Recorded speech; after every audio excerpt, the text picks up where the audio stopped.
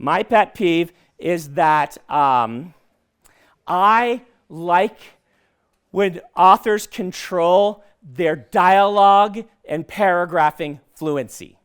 Meaning, I like when we have paragraph of dialogue, and then if we start a new paragraph, it's a new person.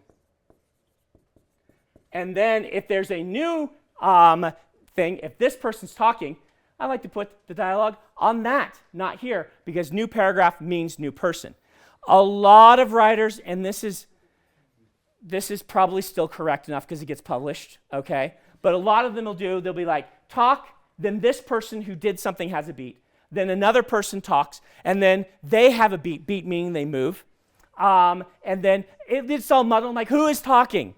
You know, if you change paragraphs, so it gets complicated when you've got a big, long description paragraph, and then you have that same person talking, and I will cut there. But I'll always put the attribution as close to the beginning as I can to control so you know who's talking, so you don't have to read to the end and find out he said and be like, oh, I've been in the wrong head all the time, so I change paragraphs.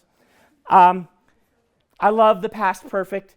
Drives me up the wall when people don't use the past perfect, but enough publishing doesn't use it that I can't strictly tell my students, you have to use the past perfect, you write in past tense. But it's so much better, guys. Even if you have to deal with had, you can write around that. Right?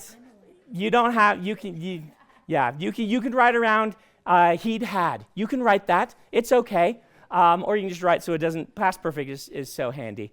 And paragraph fluency with dialogue just keeps things so much clearer and straighter. Even if it's the Wild West these days, no one follows manuscript format and they ignore all of this stuff. So there you go. That was extra nerdy, right? Half of you in this room have been writing for years and you have no idea what the past perfect means.